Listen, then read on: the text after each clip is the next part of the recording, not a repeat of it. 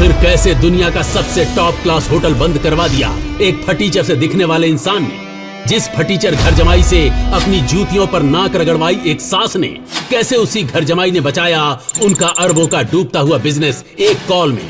जिस सड़क छाप पति का चेहरा भी देखना पसंद नहीं करती थी उसकी बीवी, कैसे उसने गिफ्ट किया दुनिया का इकलौता डायमंड लैपटॉप अपनी बीवी को? जो फटीचर घर जमाई चाय तक उधारी के पैसों पर पीता था, क्यों उसका बैंक अकाउंट देख छूट गए सबके पसीने? अरे फटीचर, ये 7 स्टार होटल है, कोई ढाबा नहीं कि मुंह उठाकर चले आए। अंदर कहाँ चला जा रहा है? भाई साहब मेरा यकीन कीजिए, अंदर मेरी मीटिंग है आधे घंटे में। तेरे कपड़े फटे हुए, चप्पल में छेद हो रखा है और तू कह रहा है कि आधे घंटे में तेरी मीटिंग है यहाँ। अरे कभी सपने में भी देखा है ऐसा आलीशान होटल? झूठ बोले जा रहा है। चल भाग यहाँ से। मेरे यकीन करो, मेरा अंदर जाना बहुत जरूरी है। मेरी रूम की भी मेरे मैनेजर के पास है अंदर। अबे चल जाए यहाँ से, वरना मार मार के मोर बना दूंगा, समझा? शिवम 7 स्टार होटल के अंदर घुसने के लिए एड़ी तक का जोर लगा चुका था, मगर उसके हुलिये को देखकर वहां मौजूद सिक्योरिटी गार्ड ने उसे अंदर घुसने नहीं दिया। तभी शिवम की पत्नी दृष्टि, जो शहर के सबसे अमीर खानदान से बिलोंग करती थी, शिवम और दृष्टि सिर्फ नाम के पति पत्नी थे, क्योंकि उनकी शादी दृष्टि के दादाजी ने जबरदस्ती करवाई थी, जिसके बाद शिवम इनके घर में एक नौकर और घर जमाई बनकर रहने लगा। दृष्टि मेरा अर्जेंट अंदर जाना बहुत जरूरी है। मेरा रूम भी बुक है, बस तुम मेरी एंट्री करवा दो इन्हें बोलकर, क्योंकि ये मुझे अंदर नहीं जाने दे रहे। शिवम दृष्टि से गिड़गिड़ाते हुए रिक्वेस्ट करने लगा, मानो जैसे उसे बहुत बड़ी इमरजेंसी हो और उस होटल में जाना उसके लिए वाकई बहुत जरूरी हो। पर शिवम, जो एक छोले कुलचे बेचने वाला मामूली सा लड़का है, अनाथ है, उसका इस होटल में क्या काम? तभी दृष्टि के साथ आया उसका बिजनेस पार्टनर अंगद दृष्टि से कहता है, दृष्टि, ये कौन गरीब बदतमीज आदमी है? अरे इसे 50 रुपए दो और भगाओ यहाँ से।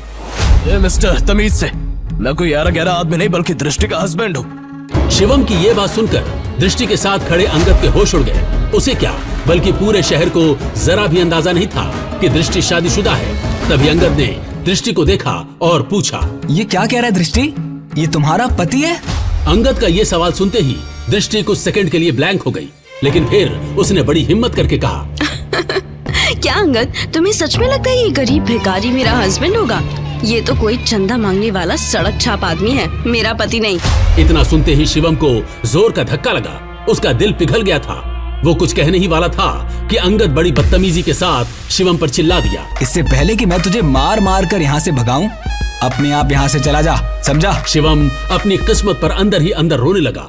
वो वहाँ से निकलने ही वाला था कि तभी अचानक कार होटल के बाहर आकर रुकती है, जिसमें से शहर के बड़े बिजनेसमैन नितिन रायजादा निकलते हैं और उनकी नजर सीधे शिवम पर पड़ती है और वो शिवम को देखते ही उसकी ओर दौड़े चले जाते हैं। मिस्टर शिवम, आप? सर, आपने मुझे पहचाना नहीं? मिस्टर रायजादा को कौन नहीं जानता था। दृष्टि उन्हें देखते ही पहचान गई थी, पर उन्हें शिवम से बात करता देख दृष्टि और अंगद दोनों के होश उड़ गए। दृष्टि, ये मिस्टर रायजादा जैसा बड़ा आदमी शिवम से क्या बात कर रहा है और वो इसे जानता कैसे है? वही तो मुझे भी समझ नहीं आ रहा है। 5000 करोड़ की कंपनी के मालिक को कैसे जानता है? जरूर ये मिस्टर रायजादा का ड्राइवर होगा। काफी देर बात करने के बाद शिवम मिस्टर रायजादा से कुछ इशारे में कहता है और मिस्टर रायजादा तुरंत किसी को कॉल लगाते हैं और शिवम की उस 7 स्टार होटल में एंट्री करवा देते हैं। वो देखो, इस भिखमंगे ने मिस्टर रायजादा से भीख मांगकर होटल में एंट्री ले ली है। पता नहीं अंदर जाकर क्या करेगा। तभी दृष्टि भागते हुए मिस्टर रायजादा के पास जाकर पूछने लगी, हेलो मिस्टर रायजादा, मैं नारायण ग्रुप ज्वेलर्स की CEO हूँ। बुरा ना माना तो मैं पूछ सकती हूँ, क्या आप उस भिखारी को कैसे जानते हैं जो अभी अभी आपके पास खड़ा था? भिखारी? You mean mister Shivam? Are you kidding? आप मिस्टर शिवम को भिखारी कह रही हैं? मैडम, लगता है आप मार्केट में काफी नई हैं, वरना ऐसे सवाल नहीं पूछती। अच्छा, मैं चलता हूँ। इतना कहकर मिस्टर रायजादा वहाँ से चले जाते हैं और दृष्टि सोच में पड़ जाती है कि आखिर ये मिस्टर रायजादा ने क्या कहा। और दूसरी ओर शिवम तेजी से होटल के अंदर भाग रहा होता है कि उसे वहाँ उसका मैनेजर खड़ा दिख जाता है, जो शिवम से मिलकर कहता है, शिवम सर, हेलो, और ये रहा आपका ब्लैक टक्सिडो सूट। आज की मीटिंग के लिए आप कॉरिडोर से अपने रूम में चले जाइए, क्योंकि आपके पास ज्यादा टाइम नहीं है, गेस्ट आ गए हैं। और ये भी रखिए आपके रूम की की।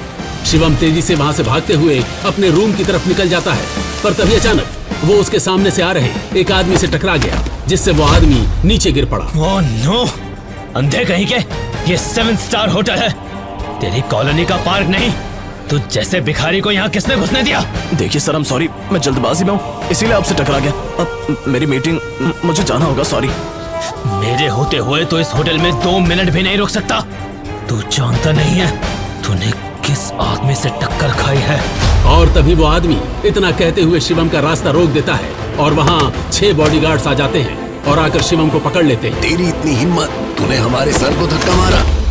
तू शायद जानता नहीं, ये इस होटल के मालिक हैं। सर, मेरे लिए इस समय ये मीटिंग बहुत जरूरी है, मैं आपसे माफी मांगता हूँ, प्लीज मुझे जाने दीजिए, मुझे इमरजेंसी है। इसका ये भाड़े का सूट जमीन में फेंक कर गंदा कर दो। मैं भी देखता हूँ इस जैसा भिखारी कैसे मीटिंग अटेंड करेगा। 2 कौड़ी का नौकर और 2 कौड़ी की इसकी कंपनी, पता नहीं कैसे कैसे लोगों को जॉब दे देते हैं। No sir, no. शिवम की आंखों के सामने वो बॉडीगार्ड शिवम का सूट जमीन पर फेंक कर गंदा कर देता है और शिवम उनसे बस रिक्वेस्ट ही करता रह जाता है। जब वो शिवम का सूट जमीन पर फेंक देता है तब शिवम गुस्से में उठता है और उस बॉडीगार्ड को जमीन पर गिरा देता है। शिवम फिर गुस्से में चिल्लाते हुए कहता है, हाउ डेयर यू, तू होता कौन है मेरा सूट गंदा करने वाला? एक 7 स्टार होटल का मालिक होने से अपने आप को बहुत बड़ा आदमी समझने लगा है क्या? अब देख, अगले 10 मिनट में तेरी बर्बादी शुरू होगी। शिवम के इतना कहते ही वहाँ खड़े लोग और बॉडीगार्ड शिवम पर जोर जोर से हंसने लगे। तभी उस होटल के मालिक ने शिवम की बेइज्जती करते हुए कहा, तुझ में अकड़ बहुत है, मैं यहीं खड़ा हूँ, चल दिखा क्या कर सकता है तू। तभी शिवम गुस्से में तुरंत किसी को फोन लगाता है और कहता है, हेलो, मैं बोल रहा हूँ यंग मास्टर, अभी के अभी कपूर 7 स्टार होटल को तुरंत ब्लैकलिस्ट कर दो। मुझे अगले 10 मिनट में ये होटल बंद चाहिए, समझे? शिवम का फोन डिस्कनेक्ट होने के बाद कपूर 7 स्टार होटल के मालिक को और हंसी आ जाती है। पर तभी अचानक होटल में लगी टीवी स्क्रीन पर न्यूज में बड़ी बड़ी हेडलाइंस में कपूर 7 स्टार होटल की न्यूज आने लगी। इस वक्त की सबसे बड़ी खबर, बताया जा रहा है कि दिल्ली के कपूर 7 स्टार होटल को गवर्नमेंट की ओर से अभी अभी बैन कर दिया गया है। ये खबर सुनते ही मिस्टर कपूर के होश उड़ गए और वो घबराकर ऑफिसर्स को कॉल करने लगे। हे मिस्टर, किससे पूछकर तूने मेरे होटल को ब्लैकलिस्ट करने की कोशिश की? 7 स्टार होटल को बैन करना कोई मजाक नहीं है। ये सब बिना कोई नोटिस के न्यूज में कैसे पब्लिश हुआ? सर, हमें ऊपर से इमीडिएट ऑर्डर आए हैं कि आपके लाइसेंस को कैंसिल कर दिया गया है और होटल को अभी से बैन कर दिया गया है। आपको बात करनी है तो सीधा मिनिस्ट्री से बात करनी होगी। मिस्टर कपूर को कुछ समझ नहीं आ रहा था, पर तभी उन्होंने शिवम को देखा और उसने कहा, मैंने कहा था ना 10 मिनट के अंदर अंदर तुझे सड़क पर ला दूंगा, तेरा होटल बंद करवा दूंगा। लेकिन तू जैसा मामूली आदमी ऐसा कैसे कर सकता है? मैं इतना करोड़पति आदमी हूँ, इतनी पावर है मेरे पास, मेरे होटल को बैन करने के लिए खुद पीएम के ऑर्डर चाहिए होते हैं, पर तूने एक कॉल में मेरा होटल बैन करवा दिया। कैसे कैसे? अभी तो बस तेरा होटल बैन हुआ है, पर तूने जो फ्रॉड करके इंडिया में स्विस बैंक में जो पैसा जमा किया है उसके लिए तुझे जेल भी करवाता हूँ। पर मुझे अभी इमरजेंसी है, इसीलिए इतने में छोड़ रहा हूँ, वरना आज हाथ में कटोरा दिलाकर भीख मंगवाता तुझसे। ये सुन वहाँ पर मौजूद सभी लोगों के चेहरे पर 12 बज गए थे। ये आखिर एक मामूली आदमी ने एक कॉल से देश के सबसे बड़े होटल को कैसे हमेशा के लिए बंद कर दिया। तभी शिवम का मैनेजर, जिसने उसे ब्लैक सूट और रूम की की दी थी, वो भागा भागा शिवम की तरफ आया और कहने लगा, सर, आपका वहाँ पहुँचना बहुत जरूरी है, वो लोग वहाँ आ गए हैं, आइए हमें अभी चलना होगा। सर, यानी ये कोई मामूली आदमी नहीं बल्कि बहुत रईस और पावरफुल आदमी है। सुनो, तुम्हारा नाम क्या है? शिवम वहाँ से निकलने ही वाला होता है, पर मिस्टर कपूर की बात सुनकर वो रुक गया और उसने घूरकर मिस्टर कपूर को अपना नाम बताया और ये नाम सुनते ही वहाँ पर खड़े सभी लोगों के माथे पर पसीना आ जाता है और मिस्टर कपूर तो शिवम के पैरों पर गिर जाता है। सर, आप मुझे माफ कर दीजिए सर, मुझे माफ कर दीजिए। मुझे जरा भी पता होता तो मैं आपके लिए खुद होटल रिजर्व करवा देता। सर प्लीज मुझे माफ कर दीजिए, आइंदा ऐसी गलती नहीं होगी। डोंट वरी, जब होटल ही नहीं रहेगा तो गलती भी नहीं होगी। हटो अब। शिवम इतना कहकर अपने रूम की तरफ भागा और जाकर उसमें बैठ गया, पर तभी उसके पास यूएस से कॉल आई। शिवम सर, अब आपको उन लोगों से मिलने की कोई जरूरत नहीं है, हमें डोनर मिल गया है। बड़े साहब अब खतरे से बाहर हैं और हम उन्हें लेकर कल इंडिया ही आ जाएंगे। ओह थैंक गॉड, मैं तो डर ही गया था। अब शिवम बिना टेंशन के एयरपोर्ट से निकलकर सीधा अपने ससुराल यानी नारंग मेंशन पहुंच गया। उधर रोज की तरह शिवम दुनिया से बेखबर अपनी ही धुन में हाथों में दृष्टि का लंच बैग और कानों में ईयरफोन्स लगाए ऑफिस आया। गुड मॉर्निंग मिसेस वर्मा, कैसी हैं आप? आज का दिन बहुत खूबसूरत है ना? Hello, how are you? क्या तो टेंशन क्यों है? गॉड, तू सारा टाइम घर में नौकरों की तरह काम करता रहेगा कि कभी न्यूज भी देखेगा? वो इतने बड़े बिजनेसमैन का दामाद है और तुझे बिल्कुल खबर नहीं बिजनेस की। सर क्या हुआ कि मुझे मालूम नहीं है। सरकारी टेंडर्स ना मिलने से नारंग इंडस्ट्रीज को बड़ा झटका। वेंटिलेटर पर चल रही नारंग इंडस्ट्रीज को इस 200 करोड़ के टेंडर से बहुत उम्मीदें थी, लेकिन ये टेंडर चला गया कपूर इंडस्ट्रीज के पास।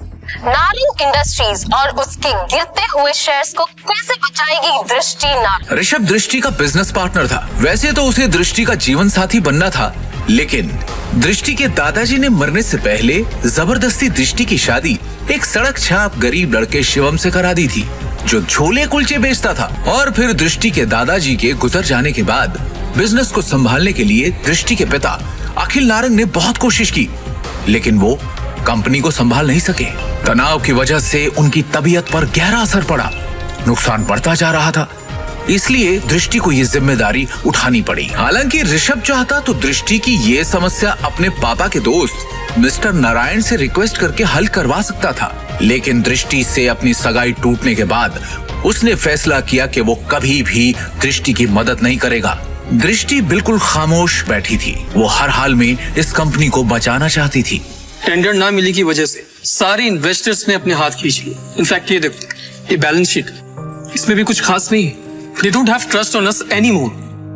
अगर ऐसा ही चलता रहा ना तो हमारी कंपनी दिवाला हो जाएगा। नहीं नहीं नहीं नहीं नहीं नहीं नहीं, no, this cannot happen. I can't let this happen. ये कंपनी सिर्फ कंपनी नहीं है। दादाजी ने खून पसीने की मेहनत से नारंग ग्रुप ऑफ कंपनीज को खड़ा किया था और इसका परचम सिर्फ हमारे देश में नहीं बल्कि विदेश में भी लहरा रहा है। बहुत मेहनत से दादाजी ने इसे कामयाब बनाया है। हमारी एक गलती की वजह से या कुछ ना कर पाने की वजह से मैं दादाजी की पूरी मेहनत को मिट्टी में मिलने नहीं दे सकती। We have to do something. I can't lose this company. This is not the option. आप सब प्लीज कुछ कीजिए। आपको तो कोई आइडिया होगा ना, कोई सोल्यूशन होगा। Somebody just find a way. दृष्टि बेटा, तुम्हारे दादाजी के टाइम से हमारे कुछ वफादार एसोसिएट्स थे जिनके साथ हम बिजनेस करते थे, लेकिन उनके निधन के बाद ऋषभ के निर्देश पर हमने उनके साथ डील करना बंद कर दिया। अगर तुम कहो तो उनसे मर्जर की बात की जाए। राजा काका, दैट्स नॉट एन ऑप्शन है। और वैसे भी आज की खबर सुन के मुझे नहीं लगता कोई हमारे साथ मर्जर करेगा। Let's look at other options. Meanwhile what can we do? Raja Mouli उर्फ राजा काका दृष्टि के दादाजी के पुराने वफादार थे, लेकिन आज वो सिर्फ नाम के कंपनी एडवाइजर थे। नारंग इंडस्ट्रीज और उसके गिरते। Hello, yes ma'am, yes ma'am, I get the files. अपने एक्सपर्ट से हम जानेंगे दिवालिया हो रही नारंग इंडस्ट्रीज का भविष्य। नारंग इंडस्ट्रीज और उसके गिरते हुए शेयर्स को कैसे बचाएगी दृष्टि नारंग? दृष्टि कहाँ पर है? शिवम, तुम घर जाओ, मुझे तुरंत ये फाइल्स देनी है मैम। दृष्टि से मिलना बहुत जरूरी है। I need to meet her right now please. Shivam, जिद मत करो, घर जाओ। अब जा कर रही है? Meeting room. तभी मिसेस वर्मा दरवाजा खटखटाकर एक्सेस कार्ड की मदद से अंदर चली जाती हैं और उनके पीछे पीछे शिवम भी अंदर घुस जाता है। शिवम को इस तरह देखकर सभी लोग हैरान हो जाते हैं। दृष्टि, इस प्रॉब्लम के बारे में कुछ बात करनी है जरूरी, प्लीज। शिवम, इस वक्त नहीं, इस वक्त मैं बहुत ही जरूरी मीटिंग में हूँ और ये मीटिंग इस वक्त मेरे लिए बहुत जरूरी है। 5 मिनट दे दो। इन सब बातों के लिए इस वक्त मेरे पास वक्त नहीं है। 5 मिनट इस प्रॉब्लम का सोल्यूशन है। यहाँ मीटिंग चल रही है। उठा के आ गया साला फटीचर। और वैसे भी कंपनी के मैटर में तेरा कोई लेना, तेरी औकात क्या है? सबसे पहले तो साधवी को यहाँ से निकालो। इसकी वजह से सारी गड़बड़ है। सृष्टि, अपनी डिसीजन खुद लो प्लीज। सिक्योरिटी, सिक्योरिटी से बाहर फेंको। सर, मैं यहाँ संभाल लूंगी, आप मीटिंग में वापस जाइए प्लीज। छोड़ो इसे, छोड़ो। मैडम, लेकिन सर ने इन्हें बाहर निकालने को कहा है। छोड़ो इसे, ये कोई चोर है क्या? ये दृष्टि मैम के पति हैं और नारंग इंडस्ट्रीज के घर जमाई। भूल गए क्या तुम लोग? Thank you Mrs Verma. जितनी इज्जत आपसे मिलती है उतनी दृष्टि उसकी मॉम से भी नहीं मिलती। Thank you. Mrs Verma Shivam को ऑफिस की छत पर ले जाती हैं और उससे पूछती हैं। शिवम, हाँ जी। तुम अंदर क्या बड़बड़ा रहे थे? तुम कंपनी को संकट से बचा सकते हो, कैसे बचा सकता हूँ ये तो आपको अभी नहीं बता सकता, लेकिन आपसे कुछ मदद चाहिए मिसेस वर्मा। कंपनी की कुछ डिटेल्स चाहिए।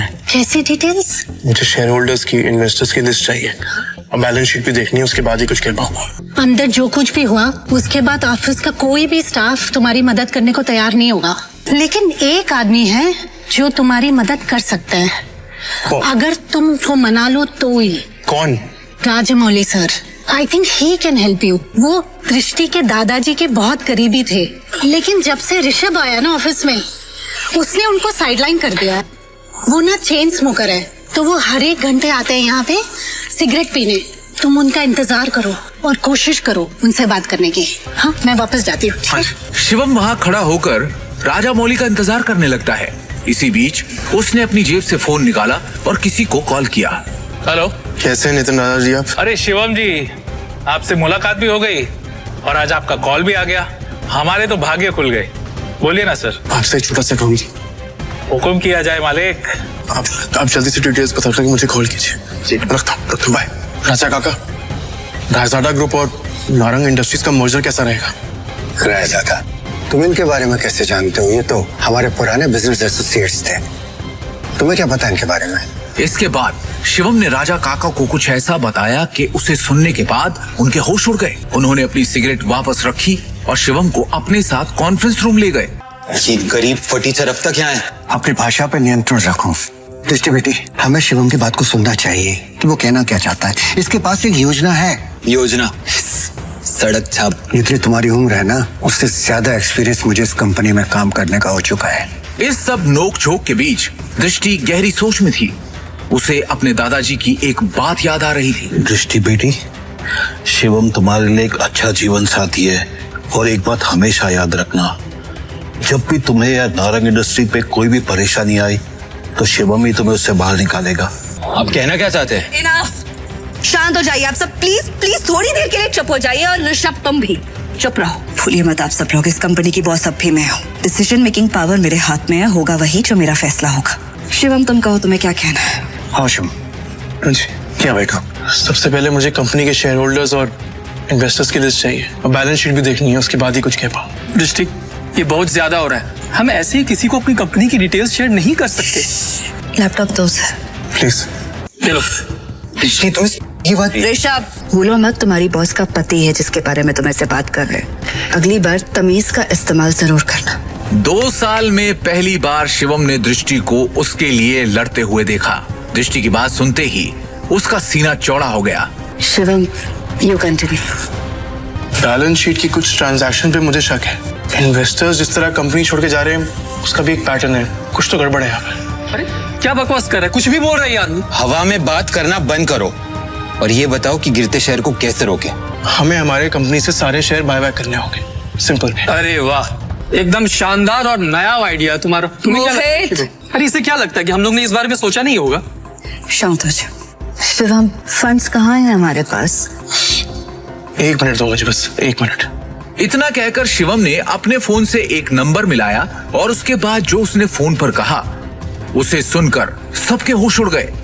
ऋषभ और मोहित की आंखें फटी की फटी रह गई। मिस्टर टोकस, मेरी बात ध्यान से सुनिएगा। सबसे पहली बात, राजाडा ग्रुप से नारंग इंडस्ट्रीज को फौरन 500 करोड़ ट्रांसफर कीजिए। दूसरी बात, राजाडा ग्रुप और नारंग इंडस्ट्रीज के बीच में मर्जर अनाउंस कीजिए। और हाँ, आखिरी बात, कपूर इंडस्ट्रीज के सारे शेयर खरीद लीजिए जल्दी। दृष्टि शिवम की इतनी बड़ी बड़ी बातें सुनकर हैरान थी। उसे यकीन ही नहीं हो रहा था कि उसका घर जमाई पति इतनी बड़ी कंपनी से उसकी नारंग इंडस्ट्री का मर्जर करवा रहा था। दृष्टि ने शिवम से कहा, शिवम, तुम हो कौन? ब्रेकिंग न्यूज, बड़ी खबर आ रही है इस वक्त हमारे पास। रायजादा ग्रुप ने नारंग इंडस्ट्रीज के साथ मर्जर की घोषणा कर दी है। इस खबर ने नारंग इंडस्ट्रीज को फर्श से अर्श तक पहुंचा दिया है। नारंग इंडस्ट्रीज के शेयर प्राइस ने वापस से रफ्तार पकड़ी है। नारंग इंडस्ट्रीज का दुनिया की सबसे बड़ी कंपनी रायजादा ग्रुप से जुड़ना काफी फायदेमंद साबित होगा। क्या दृष्टि को मिलेगा शिवम से अपने सवाल का जवाब? आखिर क्या राज छुपा है शिवम की असलियत के पीछे? रायजादा ग्रुप से शिवम का क्या रिश्ता है? एक फटीचर इंसान ने कैसे देश की सबसे बड़ी कंपनी रायजादा ग्रुप से नारंग इंडस्ट्रीज का मर्जर करवाया? नारंग इंडस्ट्रीज के हाथ से टेंडर निकल जाने के पीछे क्या ऋषभ की कोई साजिश थी? आगे की कहानी जानने के लिए देखिए अगला एपिसोड सिर्फ पॉकेट एफएम के यूट्यूब चैनल पर और शिवम द हिडन वॉरियर के सारे एपिसोड्स को सुनने के लिए डिस्क्रिप्शन में दी लिंक से डाउनलोड करें पॉकेट एफएम ऐप।